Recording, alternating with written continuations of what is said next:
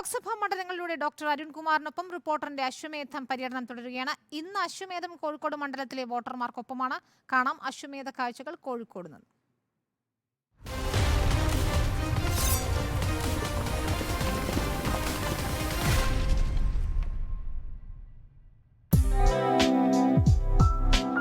ഞാനും ജാക്കിയും യാത്ര ആരംഭിക്കുന്നു. കോഴിക്കോട് ലോക്സഭാ മണ്ഡലത്തിൽ നിന്നും, കോഴിക്കോട് നഗരത്തിൽ നിന്നും, സാഹിത്യ നഗരിയിൽ നിന്ന്, അക്ഷര നഗരിയിൽ നിന്ന്, ചരിത്ര നഗരിയിൽ നിന്ന് അശ്വമേധം. അതിസാഹസികമായ യാത്രയാണ്.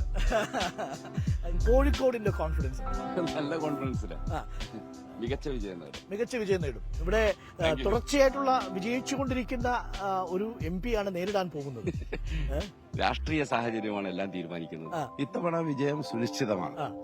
നല്ല നിലയിലുള്ള വിജയം, അതിനനുകൂലമായിട്ടുള്ള രാഷ്ട്രീയ പരിസരവും അന്തരീക്ഷമാണ് ഇവിടെ രൂപപ്പെട്ടു വന്നിരിക്കുന്നത്. 90% അറ്റൻഡൻസ് ഉള്ള MP പിന്നെ നിങ്ങൾ അവിടെ അയക്കണ്ടേ എന്നാണ് ചോദിക്കുന്നത്. വായ തുറന്നോന്ന നാട്ടുകാർ ചോദിക്കില്ലേ?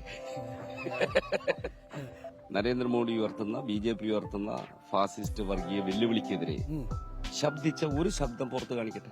അതൊരു വെല്ലുവിളിയായിട്ടാണ് അവതരിപ്പിക്കുന്നത്. Okay, thank you Shri Ilavaram Karim. അപ്പോൾ ഓൾ ദി ബെസ്റ്റ്. ഞങ്ങൾ ഒടുവിൽ കോഴിക്കോട്ടെത്തി. കുതിരയുമായി കോഴിക്കോട്ടെത്തി. കോഴിക്കോട് എങ്ങനെയാ പൊതുവെ ഒരു അവസ്ഥ? കോഴിക്കോട് അനുകൂലമായിട്ടുള്ള ഒരു ട്രെൻഡാണ്. അങ്ങയുടെ കരുത്തനായ എതിരാളി ഒരു വെല്ലുവിളിയാണ് താങ്കളുടെ മുന്നിൽ വെച്ചിരിക്കുന്നത്. ഞാൻ വെബ്സൈറ്റിൽ പോയാൽ പാർലമെന്റ് അകത്ത് ചർച്ചയിൽ പങ്കെടുത്ത് സംസാരിച്ച കാര്യങ്ങളെല്ലാം കിട്ടും. ഇന്ന് വളരെ എളുപ്പം കിട്ടാവുന്ന കാലമല്ലേ? ആ വെല്ലുവിളി ഏറ്റെടുക്കുന്നു. All the best. Thank you. എങ്ങനെയാ മൊത്തത്തിൽ തെരഞ്ഞെടുപ്പിന്റെ ഒരു സാധ്യത? MK രാഘവേട്ടനെ വോട്ട് ചെയ്യണമെന്ന് പറയേണ്ടി വന്നിട്ടില്ല. MK രാഘവനെ വോട്ട് ചെയ്ത് വിജയിപ്പിക്കുക എന്നുള്ളതാണ് കഴിഞ്ഞ 3 തവണത്തെ തെരഞ്ഞെടുപ്പിലും UDF മുന്നോട്ട് വെച്ച മുദ്രാവാക്യം. താങ്ക് യു രാഘവേട്ട. ഓക്കെ,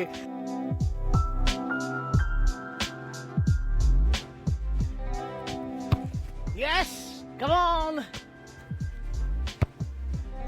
ഓ, അങ്ങോട്ട് പോയി.